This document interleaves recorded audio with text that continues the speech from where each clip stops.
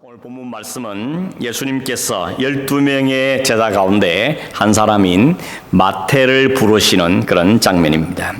마가복음 2장에도 있고 누가복음 5장에도 똑같은 기록이 있습니다.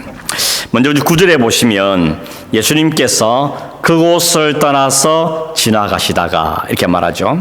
그곳이 어디겠습니까? 아무래도 시드니는 아니겠죠. 성경에 있는 거니까. 이것은 주님께서 초기에 사역하셨던 곳으로서 갈릴리 지역이라고 보겠습니다. 좀 더 좁히 말하면 그 갈릴리 지역 중에도 주님이 초기에 사역했던 곳은 가버나움이죠. 가버나움 지역을 이야기한다고 볼 수 있겠습니다. 예수님께서 가버나움에서 사역을 시작했을 때 정말 많은 사람들이 예수님을 찾아왔죠. 예수님 따라온 사람이 얼마나 많았더니 마가복음 2장에 보면 하루는 집에서 복음을 전하시는데 사람들이 너무 많아서 도저히 문 밖에 들어오고 나갈 수 없는 상태가 되어졌죠. 그래서 심지어는 중풍병자를 메고 온 사람들이 그 침상을 문으로 못 들어가니까 지붕 위로 올라가가지고 지붕을 벗겨내고 달아내리는 이런 일도 볼 수 있습니다. 왜 이렇게 사람들이 많이 따를까 하는 생각이 들어지죠. 그 이유는 예수님께서 하신 말씀이 그동안 바리새인과 서기관들이 가르친 말씀과는 달랐기 때문이죠. 예수님이 하신 사역을 흔히 우리가 세 가지를 이야기하거든요. 프리칭, 티칭, 힐링 이렇게 얘기합니다. 천국 복음을 설교하시고 하나님의 말씀을 비유나 여러 가지 통해서 가르치시고 그리고 병자를 고치시는 이 세 가지 사역을 하신 걸 볼 수 있습니다. 그런데 예수님이 하신 그 말씀을 보면 그동안 바리새인과 서기관들이 하던 말씀과는 너무 차원이 달랐죠. 예리한 말씀이고 심령을 꿰뚫는 말씀이고 천국 복음을 전하는 그 말씀이 권세가 있는 말씀이었다 그랬습니다. 말씀만 대단한 것이 아니고 거기에 병자를 고치는 역사들이 막 일어나니까 사람들이 마음이 혹할 수밖에 없는 것이죠. 더군다나 주님은 영적인 세계까지 귀신을 잠잠케 하고 영혼을 구원하는 이런 놀라운 역사를 이루었기 때문에 가는 곳마다 사람들이 몰려든 것을 볼 수 있습니다. 요즘식으로 말하면 완전 슈퍼스타가 된 거죠. 센세이션을 일으킨 것입니다. 수많은 사람들이 예수님을 따라왔습니다. 근데 오늘 본문에는 그 많은 사람들이 집에서나 바닷가에서나 산에서나 몰려드는데 그 많은 사람들 섬 속에 있었지만 예수님께서 길 가시다가 한 사람에게 시설을 고정하는 것을 보게 되는 것입니다. 그게 누군가 하면 오늘 성경에 보면 세관에 앉아있는 마태라는 사람이었습니다. 세관이라는 것은 말 그대로 세금 거두어 드리는 곳을 이야기하죠. 그래서 여기가 가버나움인데 가버나움도 교통이 발달된 곳이어서 많은 사람이 들락거리고 특별히 상인들이 많이 왔기 때문에 그 사람들에게 세금을 징수하는 그런 셀리들이 세관에 앉아 있었습니다. 큰 거리에다가 만들어 놓고 사람들이 세금을 받는 일들이 있었던 것입니다. 그러니 이 마태라는 사람은 세리라는 것을 알 수가 있습니다. 근데 세리는 당시 유대 사회에서는 어떤 인식을 갖고 있는가, 어떤 포지션을 갖고 있는가 하면 가장 대표적인 죄인이라는 인식을 갖고 있었습니다. 이미 여러분 아시지만 왜 그런가 하면 당시 유대는 로마의 식민지였죠. 그러니까 로마의 식민자이기 때문에 그 유대의 모든 식민자들의 세금을 거두어다가 로마 정부에다가 바치는 일이 있었는데 이 일을 하는 사람이 세리였던 것입니다. 그러니 유대 사람들 보기에는 얼마나 못마땅했겠습니까? 자기의 동족의 세금을 뜯어다가 로마에 갖다 바치니까 그 자체만 해도 못마땅하고 미운데 거기다가 세금을 정확하게 거두는 것이 아니고 거의 보통 2배, 3배를 거두었다 그럽니다. 2배, 3배 더 많이 거두어가지고 바칠 수 있는 만큼만 로마 정부에 바치고 나머지는 다 인마이 포켓, 자기들이 가로챘다는 것입니다. 그러니 이러면 얼마나 미웠겠습니까? 여러분이 유대인이라면 그런 사람은 얼마나 미워했겠습니까? 그러다 보니까 자연히 사람들에게서 이 세리들에 대해서는 아주 못마땅한, 아주 자기들 사회에서는 격리시키는 그런 취급을 받았던 것입니다. 그래서 여러분 세리가 지나가면 저 멀리서부터 침을 뱉고 손가락질도 하고 또 세관 옆에는 안 지나가려고 일부러 돌아가고 이런 일이 있었다는 것입니다. 더군다나 유대 사회의 세리가 되면 어떤 불이익이 있는가 하면 법정의 정인으로 설 수가 없습니다. 세리는 정인이 될 수가 없습니다. 뿐만 아니라 회당에서 쫓겨났고 집안에서도 따돌림을 왕따를 당했습니다. 심지어는 바리새인들 간 사람들은 세리와 같이 식사하는 것을 가장 혐오스럽게 생각했습니다. 어떻게 저런 사람들과 밥을 같이 먹을 수 있어? 이런 마음을 가졌다는 것이죠. 더군다나 유대인들은 절대 세리에게는 자기 딸을 주지 않았다 그럽니다. 세리 중에는 결혼을 못한 사람도 상당히 많이 있었다는 것이죠. 한마디로 완전히 왕따죠. 유대 사회에서는 저런 사람이 없습니다. 저 사람은 상종도 하기 싫은 그런 부류가 바로 세리였다는 것입니다. 근데 왜 마태는 세리가 됐냐는 겁니다. 여러분, 우리 성경에 여기 마태복음에는 마태라 되어 있지만 누가복음이나 마가복음에는 레위라 되어 있습니다. 유대인들은 보통 두 가지 이름을 세 가지 가진 경우가 허다한 걸 볼 수 있죠. 베드로, 시몬 이런 것처럼 바울, 사울 이런 건데 레위란 이름이 원래 갖고 있는 이름이었던 것 같고 나중에 예수님을 만난 그 이후에 이름이 바뀌어서 이름이 마태라고 바뀐 것으로 학자들은 이야기하고 있습니다. 만약에 레위라는 이름을 가졌다면 우리가 딱 염두에 두는 게 뭔가 하면 이 사람이 레위 지파에 소속된 사람인가 이런 생각을 하게 되죠. 만약 그게 맞다면 레위인들이 주로 하는 직업이 뭐죠? 성전에서 봉사하고 율법을 가르치고 성전에서 여러 가지 일을 하는 이런 일을 하는 것이 대부분이 레위 지파, 레위에 속한 사람들이 하는 업이었습니다. 근데 이 마태는 그를 하지 않고 세리가 되었다는 것입니다. 세리가 되면 어떤 취급을 받는지는 앞에 말씀드린 것처럼 다 이미 압니다. 몰라서 그런 거 아닙니다. 뻔히 압니다. 그런데도 불구하고 이 마태가 세리가 되었던 이유가 무엇일까? 아마도 학자들이 공통적으로 추정하는 게 뭔가 하면 돈 때문일 거다 이렇게 생각합니다. 이 당시에 돈을 쉽게 가장 빨리 벌 수 있는 가장 좋은 방법이 바로 세리가 되는 것이었습니다. 남들이 뭐라 하든 간에 요걸 얻어먹든지 간에 일단 돈을 목표로 한다면 가장 빠른 길이 세리가 되는 거다. 아마 이 마태도 그렇게 판단을 했던 것으로 우리가 이해할 수 있는 것입니다. 실제로 아마 돈을 꽤 많이 벌었던 것 같습니다. 나중에 잔치하는 거 보면 이게 보통 일이 아닌 것이죠. 그 많은 돈을 들여서 잔치할 만큼 이 마태는 돈을 많이 벌었던 것으로 이해가 되어집니다. 근데 문제는 뭔가 하면 돈은 많이 벌었는데 대신 다른 것들을 또한 많이 잃었다는 것입니다. 뭘 잃었겠습니까? 일단은 사람을 잃었습니다. 주변의 사람들이 점점 떨어져 나가게 되는 것이죠. 자신이 살아야 될 삶의 목적과 방향을 포기한 것입니다. 동족들로부터 불임을 받습니다. 회당도 나갈 수가 없습니다. 결혼도 쉽지 않습니다. 이 돈을 위해서 이 많은 것들을 잃어냈던 것입니다. 그런데도 이 사람은 일단은 돈이 목적이었던 것 같습니다. 이 돈을 벌 수 있다면 다른 여러 가지 부분은 내가 감수하겠다는 것이죠. 당연히 된다는 것을 생각했던 것입니다. 실제 오늘도 그런 사람이 많죠. 돈을 목적으로 하기 때문에 다른 사람의 피눈물을 흘리지 말든지 이것은 일단 다음 순위인 것이죠. 일단 내가 돈을 벌어야 되겠다. 그 목표를 이루기 위해서는 모든 수단과 방법을 다 동원해서 돈을 벌려는데 힘을 쓰는 것을 우리가 볼 수가 있는 것입니다. 심지어는 레위 지파로서의 그 하나님의 일 이런 것들도 포기해버리고 돈을 버는 일에 모든 것을 거기에 투자하는 걸 보게 되는 것입니다. 여러분 돈을 처음 벌었겠죠. 그래서 사람들 보기에도 어찌 보면 성공한 것처럼 보였을지도 모릅니다. 근데 문제는 뭔가 하면 돈을 벌었는데 이루었는데 만족이 없는 것입니다. 돈은 벌었는데 잃어버린 게 너무 많았고 그 속에 얻는 대가가 너무 큰 것입니다. 사람 잃고 삶의 목적도 내가 왜 이렇게 살아야 되는가 하는 것도 잃어버리게 되고 그러다 보니까 마음의 고독감과 외로움과 또는 심지어는 동족을 괴롭혀하는 것에서 죄책감과 이런 마음들이 마음에 복잡하게 들어오면서 자기가 처음 먹었던 그 돈에 대한 마음이 많이 무너지고 오히려 마음에 어렵고 힘든 마음들을 가지게 되는 것입니다. 주변 사람들은 그러죠. 당신 돈 많이 벌어 좋겠다. 성공했다. 그렇게 말하는데 오늘 우리식으로 말하면 집도 가지고 차도 좋은 것 가지고 먹고 싶은 거 마음대로 먹고 여행도 안 가보면 어디만 가게 하고 이런 삶을 살기 때문에 사람들은 참 좋겠다. 이렇게 말하는데 그런데 이 사람 속으로 뭐습니까? 내 속을 네가 아냐는 것이죠. 내가 돈은 가진 모르지만 그 모든 영혼의 그 피폐함과 그 고독함과 외로움과 죄책감과 번뇌 이런 걸 당신이 아느냐. 이런 것들에 이런 마음의 큰 고통을 갖고 있었던 것입니다. 그래서 여러분 그런 이유 때문인지 이 마태는 그 많은 사람들과 함께 지나가는 예수님의 행리를 지나가는데도 별 관심이 없는 것입니다. 아마 관심이 없는 것이 아니라 관심을 표현하기에는 자신이 너무 문제가 있는 것이죠. 아마 이러면 귀가 있으니 소문을 들었지 않겠습니까? 그리고 예수님 지나가는 소식을 들었을 겁니다. 그런데도 자연 그 예수님 앞에 떳떳이 나갔을 수 있는 자신이 아니란 생각을 하고 있는 것입니다. 죄책감과 이런 것들이 마음속에 있을 것입니다.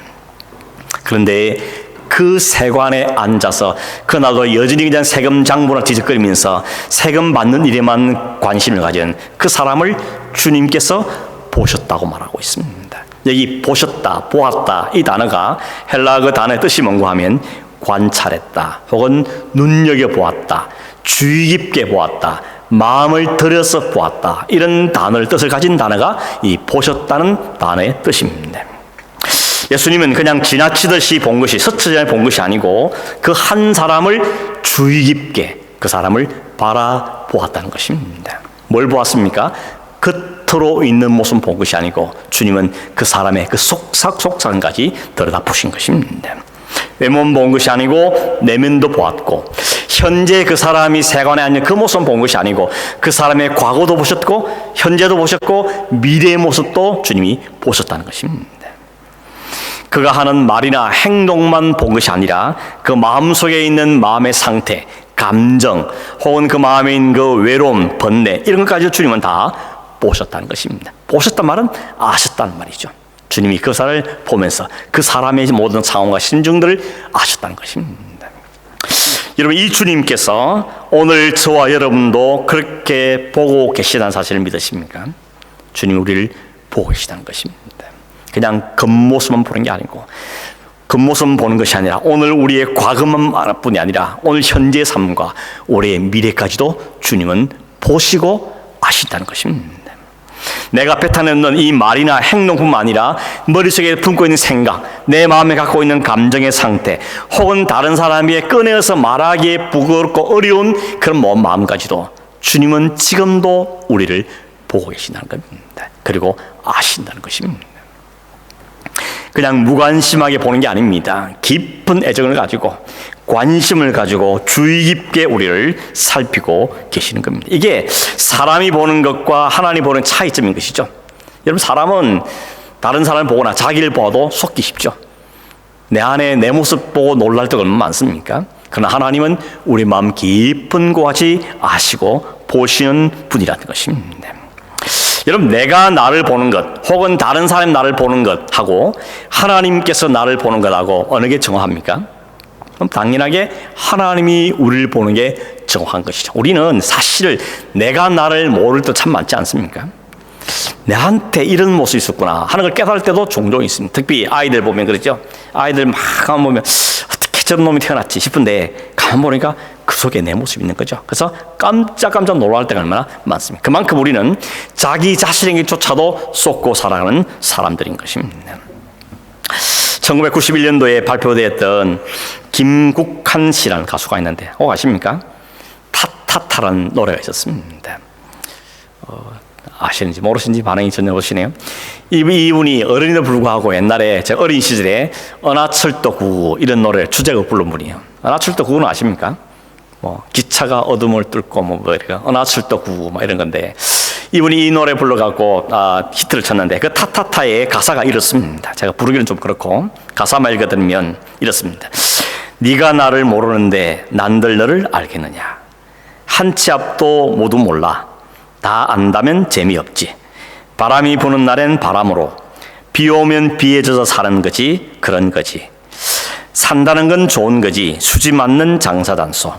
알몸으로 태어나서 옷 한 벌은 건졌잖소. 우리네 헛짚는 인생살이 한 세상 걱정조차 없이 살면 무슨 재미 그런 게 덤이잖소. 이런 가사의 내용입니다. 굉장히 철학적이기도 하고 또 어떻게 보면 굉장히 허무하죠. 바람 불면 바람에 맞고 살고 비 오면 비 맞고 사는 거지 뭐 인생 특별히 있다고 뭐 그렇게 아둥아둥 사냐 이런 그 상당히 허무적인 노래입니다. 그러나 여러분 하나님은 우리를 그렇게 대우지 않는다는 것입니다. 하나님께서는 우리를 아시되 나보다 더 잘 아시죠. 나의 머리털까지 세심받는다 그랬죠. 자기 머리털 숫자가 몇 개인지 아시는 분 계십니까? 하나님 우리의 머리털마저도 세신다고 이야기합니다. 시편 139편에 보면 시편 기자가 이렇게 노래하는 걸 볼 수 있습니다. 여호와여 주께서 나를 살펴보셨으므로 나를 아시나이다. 주께서 내가 앉고 일었음을 아시고 멀리서도 나의 생각을 밝히 아시오며 나의 모든 길과 내가 눕는 것을 살펴보셨으므로 나의 모든 행위를 익히 아시오니 여호와여 내 혀의 말을 알지 못하는 것이 하나도 없으시니이다. 그러므로 내가 주의 영을 떠나 어디로 가며 주의 앞에서 어디로 피하리까? 내가 하늘에 올라갈지라도 거기 계시며 스올에 내 자리를 펼지라도 거기 계시니이다. 내가 새벽 날개를 치며 바다 끝에 가서 거주할지라도 거기서도 주의 손이 나를 인도하시며 주의 오른손이 나를 붙드시리이다. 하나님이 나를 아시는데 속속들이 아신다는 거죠.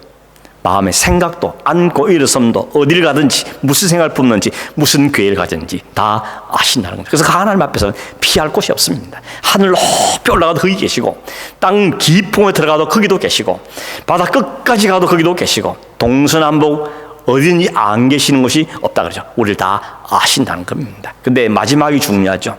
날 아시는데 아시는 그 주님이 어딘지 계시면서 주의 손이 나를 붙들고 계시다 이렇게 말씀하고 있는 겁니다. 이 말씀이 하나님 나를 다 아신다는 말이 어찌 보면 굉장히 두려움이 될 수도 있죠. 하나님 나를 다 아시는데 얼마나 두렵습니까? 부끄럽기도 하고 죄스럽기도 하고. 근데 반대로 주님이 나를 아신다는 것이 우리에게는 큰 감사와 기쁨이 되는 것이죠. 예수님께서 그런 마음으로 세리를 보신 겁니다. 다 아시고 그리고 그를 불쌍히 여기는 마음으로 그를 바라보신 것이죠. 그러므로 그 세리를 바라보는 시선은 다른 사람들과 특히 바리새인 같은 사람들의 시선과는 주님의 시선은 완전히 다른 시선이었습니다. 그리고는 주님께서는 그 내면을 다 아시는 주님께서 그 안에 감추어있는 고독과 절면을 아시는 그 주님께서 그에게 한 말씀 하셨습니다. Follow me, 그러죠. 나를 따르라. 나를 따르라. 이 나를 따르란 말은 나랑 같이 여행 가자, 뭐 어디 가자 그런 의미가 아니죠. 나와 인생을 같이 하자는 겁니다. 이제 너 네 인생 그만 살고 나와 함께 인생을 살자 하는 의미로 주님께서 그를 초대하신 겁니다. 주님의 제자가 되기 위해서는 사실은 자기가 걸었던 모든 길을 중단해야 됩니다. 아니, 돌아서야 되는 것입니다. 자기의 관심, 자기의 삶의 스타일, 목적, 방향도 내려놓아야 됩니다. 왜냐하면 주님을 따르려면 내가 가는 길을 접어야 되는 것이죠. 나의 각 소중히 여겼던 것도 접어야 되는 것이고 모든 걸 접어야 하는 것입니다. 더 이상 소유가 목적이 아니고 존재가 목적인 삶으로 주님이 초대하고 계신 겁니다. 그러면 이 초대는 사실 상당히 놀랍고도 파격적인 부르심이라고 말할 수 있는 것입니다. 마태 입장에 보면 예수를 따를 만한 마음도 없고 관심도 없고 자격도 없고 조건도 없다고 생각하고 있죠. 그래서 주님이 지나가셔도 이 사람 별로 관심이 없는 겁니다. 나는 그냥 나야. 이렇게 사는 사람일 것입니다. 오늘 세상은 그렇지 않죠. 철저하게 검증하고 테스트해서 사람을 뽑지만 주님은 그런 과정 그렇지 않고 인터뷰도 없이 그냥 바로 부르십니다. 너 나를 따르라. 나의 인생에 같이 해야 된다 라고 말씀하셨습니다. 예수님께서 이 세리 마태를 부르시고 제자를 삼으셨다는 것은 사실은 누구든지 주님의 부르심을 받을 수 있다는 사실도 우리에게 힌트해 주고 있는 것이죠. 어떤 자격, 조건이 되어서 열심히 있어서 마음이 있어서가 아니고 주님께서 부르시면 부르심에 따를 수 있는 사람인 것을 우리에게 이야기해 줍니다. 사실 여러분 제자들 보십시오. 다양한 직종들을 가지고 있죠. 많은 사람들이 어부였습니다. 뭐 어부가 대단한 직업은 아니었던 것이죠. 마태는 세리였던 것입니다. 누가 저 사람이 예수님 제자 될까라고 생각한 사람이 한 사람 있었겠습니까? 아무 생각도 안 했습니다. 그래도 불구하고 주님께서 그를 부르셔서 주님의 제자로 삼으시는 주님의 주권적인 역사고 도저히 줄 수 없는 사람에게 주어진 하나님의 은혜라는 것을 우리가 알게 되는 것입니다. 여러분 근데 한 가지 더 생각해서 뭔가 하면 주님의 부르심도 상당히 파격적인데 마태의 반응도 사실은 놀랍고도 파격적이죠. 9절 끝에 보니까 마태가 주님의 말씀을 듣자마자 즉시 일어나서 따랐다고 이야기합니다. 똑같은 이야기로는 누가복음 5장 28절에 보면 나를 따르라 하시니 뭐가 더 있는가 하면 그가 모든 것을 버리고 일어나 따르니라 이렇게 되어 있습니다. 모든 건 뭐겠습니까? 말 그대로 everything 모든 거죠. 그 중에 그 최고가 뭐겠습니까? 돈이 않겠습니까? 돈? 마태는 지금까지 살아온 인생의 목표가 돈이었고 그의 존재를 가치 있게 하는 것도 돈이었고 자존심도 돈이었고 자신감도 모든 게 돈이었는데 그걸 버렸다는 것입니다. 그걸 버리고 주를 따랐다는 것입니다. 여러분 그게 쉽겠습니까? 여러분에게 모든 걸 버리고 주를 따라 그러면 주님 제가 40일 새벽기도 철학기도 한번 해보고 결정하겠습니다. 이럴 수가 많겠죠? 믿음 있는 척하면서 40일 기도해보고 결정하겠다고. 사실은 마음에 갈등이 있는 거죠. 고민, 이걸 버릴 수 있는 마음인 거죠. 부자 청년이 그렇지 않습니까? 내가 어떻게 하면 영생을 얻겠습니까? 그랬더니 주님이 네가 가진 재물을 다 팔아서 나누어 주고 나를 따르라 했더니 이 부자 청년은 근심하며 갔다 나갔다 그랬습니다. 아직도 안 돌아왔습니다. 그냥 떠나가고 못 돌아온 것이죠. 그러면 여러분 모든 걸 버리고 주님을 따른다는 게 쉬운 게 아닙니다. 남의 일 같으니까 뭐 쉽게 보일지 모르지만 실제로 주님을 따른다는 것은 그렇게 쉬운 일이고 만난 일이 아닌 것입니다. 어떻게 일이 벌어지게 되겠습니까? 첫째는 마태가 갔던 모든 삶의 과정을 통해서 이게 아니란 처절한 의식을 갖게 된 것이죠. 물론 처음에는 돈이 있었으니까 좋았겠죠. 싹싹하게 돈을 벌어서 돈을 모으는 데 성공했겠죠. 돈이 생기니까 여러 가지 누릴 수 있을 것이고 좋았을 겁니다. 그런데 시간이 점점 가면 갈수록 이게 다가 아니라는 생각을 하게 되는 것이죠. 내가 이걸 위해서 내 모든 걸 걸었나? 동족과 뭐 자존심 모든 걸 버리고 이걸 살았는가 하는 마음의 갈등들이 생기기 시작한 것입니다. 땅도 사고 집도 다 해봤지만 여행도 다 해봤지만 이게 내 인생의 근본적인 만족을 주는 건 아니구나 하는 것을 이 마태는 점점점 알아가는 것입니다. 그걸로 채우지 않는 것이 갈증이 있다는 것을 깨달아 알게 된 것이죠. 하나님도 버리고 신앙도 포기하고 사느라고 마음구석에 오히려 짐만 더 무거워졌고 괴로움과 생이라는 환멸이 가운데 있었던 것입니다. 남들은 가장 많이 갔다는 것을 오히려 부러워하는데 오히려 그 말이 나에게 더 힘들게 만드는 것이죠. 그런 상태에 빠지니까 뭐라도 붙잡고 싶은 마음이 생기는 상황이 생겼다는 것입니다. 근데 예수님께서 그 마음을 정확하게 보시고 정확하게 아시고는 그를 찾아와 주신 것이었습니다. 주님께서 그를 쳐다보면서 나를 따라 했을 때 이 마태와 그 주님의 시선이 딱 마주쳤습니다. 그 주님의 시선에는 뭐가 들어있습니까? 나를 다 아시는 것, 나를 불쌍히 여시는 것, 그리고 나를 사랑으로 부르시는 그 시선을 마태가 본 것이죠. 오늘 성경에는 상세 설명 안 오지만 그 순간에 전기가 흘렀을 겁니다. 주님의 그 시선 앞에 자기의 모든 부끄러움이 다 드러나고 채워지지 못한 그 갈증과 갈등이 다 폭로화되어지고 그를 불쌍히 아시는 그 주님이 자기를 불쌍히 하는 그 주님의 시선을 딱 마주쳤을 때 도저히 항복할 수밖에 없는 것이죠. 주님의 말씀 앞에 아무 말도 못하고 그 주님을 따르겠습니다 하는 고백을 할 수밖에 없는 것입니다. 주변의 많은 사람들은 그 상황을 이해하지 못합니다. 오히려 바리새인과 세인들 어떻게 합니까? 주님이 같이 식사한다고 주님을 어디 비난하죠. 어떻게 저런 사람과 식사할 수 있냐 이렇게 비난의 눈초리를 쳐다보고 있는데 주님의 시선만큼은 달랐던 것이죠. 비난도 아니고 조롱도 아니고 멸시의 시선이 아니고 오히려 사랑과 긍휼과 애정과 관심과 용서와 새로운 희망의 시선으로 자기를 바라봐 주었던 것이죠. 아무도 안 만나주고 아무도 불러주지 않는데 주님이 찾아오시고 그를 만나주시고 그를 불러주신 것입니다. 여러분 성경에 표현 안 됐지만 얼마나 그 관계 지나면서 마태의 마음속에 기쁨이 생겼겠습니까? 감사와 기쁨과 찬송과 이런 마음이 북받쳐 올랐을 겁니다. 그래서 행동 옮긴 게 뭡니까? 잔치를 벌이는 겁니다. 사람들 막 부르면 예수님도 오시고 제자들도 오시고 자기가 평소에 아는 사람을 다 불러다가 큰 잔치를 벌이는 겁니다. 잔치를 벌였다는 건 뭡니까? 기쁨의 표현인 것이죠. 감사와 기쁨을 나 혼자 누리기 감당이 없어서 사람들 불러다가 이 기쁨을 함께 나누기를 원했던 것입니다. 왜 그렇게 했습니까?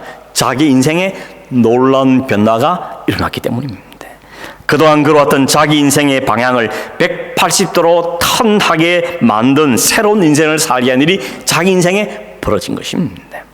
자신의 전부가 되어버렸고 자신을 얽매이고 있던 돈에 놓여서 자유하게 되었던 것이죠. 이제는 예수님께 메인받은 삶이 된 것입니다. 후회와 자책감과 외로움과 번민의 삶을 벗어던지고 이제는 감사와 기쁨과 의미 있는 삶을 출발하게 되었으니 이 마음의 기쁨이 얼마나 컸던지 사람들 다 불러다가 그 기쁨을 함께 나누게 되어진 것입니다.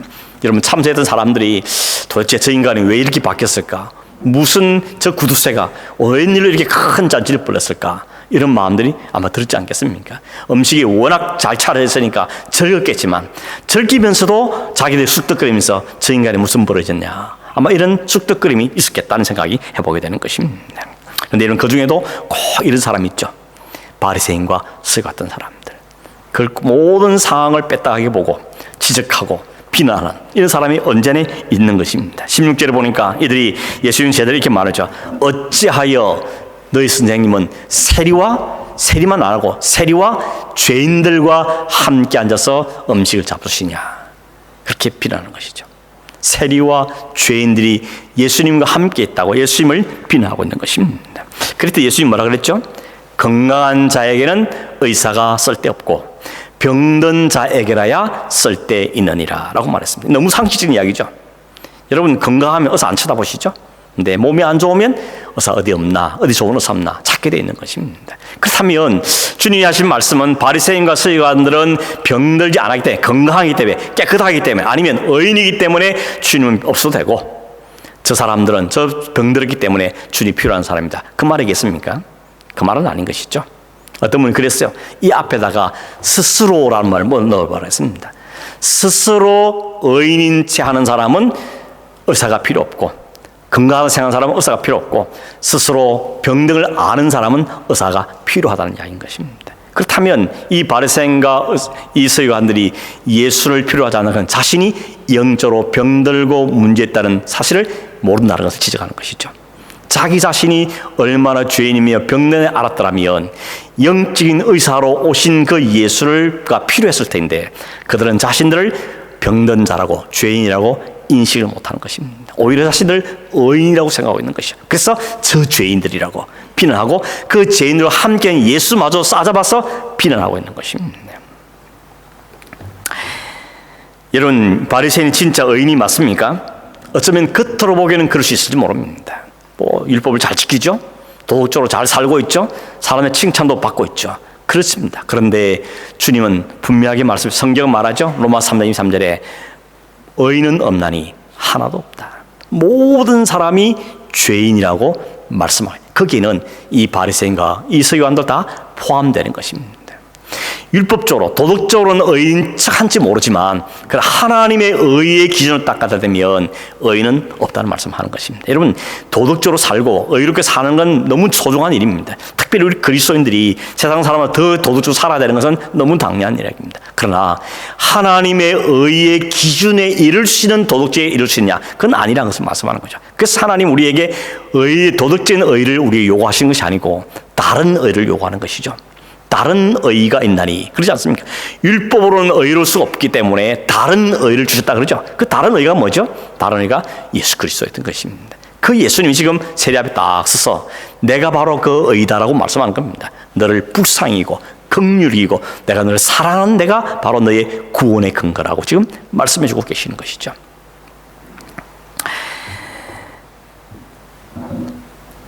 스스로 건강하다고 의롭다고 생각하므로 의사가 필요 없다고 스스로 구원에 이를 수 있다고 생각하는 그 착각하는 사람이 바로 오늘 성경에 등장하는 바리새인과 서기관들의 모습인 것입니다. 그렇다면 오늘 우리는 우리 자신을 어떻게 생각하십니까? 나는 의인입니까? 죄인입니까? 아니 나는 건강한 사람입니까? 나는 병들어 있는 사람입니까? 하나님 앞에 과연 죄가 없다고 말할 수 있는 사람은 아무도 없죠. 우리가 아무리 의롭다 하더라도 하나님의 의 앞에 서면 그건 다 누더기인 것입니다. 누더기 옷을 입고 의롭다고 말하는 것은 그래서 말할 수 없는 상황인 것이죠.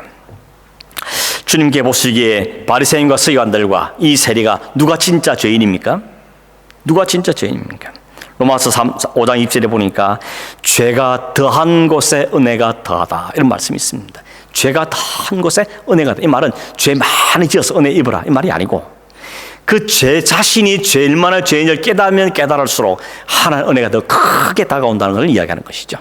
그 이야기를 우리에게 말씀하는 겁니다. 여러분, 두 종류의 죄인이 있다 그럽니다. 하나는 스스로 죄인임을 인정하고 그런 나를 찾아오신 주님께 겸손하게 반응하면서 그 주님의 사랑과 긍휼로 구원을 입은 의로워진 죄인이 있고, 또 한 무리는 그러나 스스로를 의인이라고 생각해서 그 구원의 은총을 경험하지 못한 의인인 체하는 죄인이 있다는 것입니다. 그게 진짜 죄인이라는 것이죠.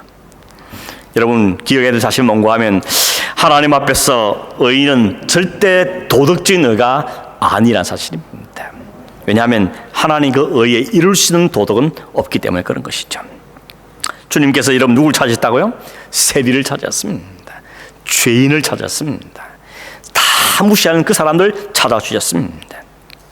세리가 주님을 찾아가서 매달린 게 아니고 주님이 그 세리를 찾아가 주셨습니다. 그 주님이 그를 바라봐 주셨습니다. 주님이 그를 불러주셨다는 것입니다. 그 주님께서 오늘 저와 여러분도 부르신 줄로 믿습니다. 2020년 오늘 시대에, 오늘 이 시대에 주님이 우리의 상태를 아시고 보시고 아시고 찾아오시고 우리를 불러주셨다는 것입니다. 그때 우리가 할 수 있는 건 뭡니까? 이 세리가 한 것처럼 면목이 없지만 아무 할 수 없는 것 없지만 주님이 따라오르니 예, 그러고는 그냥 따라가는 겁니다. 나를 따라했을 때 예, 다른 이유 없습니다. 생각해보고 기도해보고 그런 거 없습니다. 주님 부르시면 그냥 믿음으로 반응하고 순종하는 것, 그게 우리가 했던 일이고 그 주님은 그것만 우리에게 요청하는 것입니다. 그랬더니 따라 있는 게 뭡니까? 그 안에 주님께서 예비하신 놀랍고 풍성한 삶이 그를 기다리고 있더라는 것입니다. 말씀을 맺으면서 여러분, 오늘 본문에 나오는 세리는 그를 찾아오신 주님을 만남으로 그의 인생은 완전히 새로워졌죠. 목숨처럼 붙잡고 있고 자기의 자존심에 전부했던 그 모든 걸 과감히 버릴 수 있는 삶이 되었습니다. 왜냐하면 더 소중한 가치를 알았기 때문에, 더 소중함을 가졌기 때문에 그렇지 않은 것은 과감히 버릴 수 있던 것입니다. 그렇게 오만 소리를 다 들으면서 붙잡았던 그것을 내려놓을 수 있던 것은 그보다 더 소중한 가치를 그가 얻었기 때문에, 그걸 누렸기 때문에 내려놓을 수가 있었던 것입니다. 뿐만 아니라 예수를 쫓죠. 예수님의 12제자 가운데 첫 번째 이름이 들어갑니다. 예수님 12제자면 마태, 마가 이렇게 시작하죠. 마태 있습니다. 자기 집에 큰 잔치를 벌여서 많은 사람들에게 그 예수님이 하신 일을 증거하고 나누게 되었습니다. 그는 나중에 마태복음이라는 성경을 기록하는 영광도 누렸습니다. 돈을 위해 살던 그 인생이 주를 위해 살기 뿐만 아니라 주의 이름을 온 만방에 오늘까지 전파된 이 성경을 기록하는 일에도 그 인생이 쓰임받게 된 것을 우리에게 보여주고 있는 것입니다. 여러분, 주님이 우리를 그렇게 가치 있는 존재로 기억하시고 아시고 우리를 대우해 주시는 것 앞에 우리는 하나님 앞에 감사할 따름이죠. 과거나 현재만 볼 때 가능성이 없어 보이지만 주님께 나를 기억하시고 찾아와시고 말씀하시고 그 하나님의 은혜가 우리 있다는 것이 얼마나 놀라운지, 이 이후로부터는 하나님 마태를 놓지 않습니다. 하나님이 당신의 긍휼과 사랑으로 구원한 하나님 자녀는 놓지 않습니다. 그래서 시편이 그렇게 고백하는 겁니다. 내가 하늘 끝까지 도망가보고 바다 끝까지 도망가봐도 하나님 거기서 나를 아시고 지키시고 오른손 꽉 붙잡고 계시더라 하는 고백이 나와지게 되는 것입니다. 오늘 이 고백이 우리의 삶 가운데 매일같이 일어나기를 간절히 바랍니다. 뿐만 아니라 우리를 통하여서 마태를 통해서 많은 사람에게 이 예수를 알려진 것처럼 우리를 통하여서도 이 예수가 알려지고 그 예수 때문에 우리가 지금 모든 상황과 모든 환경 속에서도 두려워하지 않는 믿음의 삶을 살아갈 수 있는 그런 믿음의 일꾼들이 되어지는 은혜가 있기를 주의 이름으로 축원합니다. 기도하겠습니다. 고마우신 하나님 아버지, 감사합니다. 우리를 아시되 과거도 아시고 현재도 아시고 미래도 아셔서 우리의 긍휼과 사랑을 베풀어 주시며 불러주시고 주의 백성된 삶을 살게 하시는 영광을 누리게 하신 하나님, 참으로 감사함을 드립니다. 원하옵나니 주님, 주님의 부르심에 순종하고 감사히 나가며 주님을 따르고 주님이 말하시는 그 놀라고 풍성한 삶 가운데 가는 우리 온 성을 되게 해주시고 우리 온 교회가 되게 하시고 이 그리스도를 증거하며 널리 알리는 삶을 사는 저희 되도록 은혜를 베풀어 주시옵소서. 감사하고 예수님의 이름으로 기도하옵나이다. 아멘.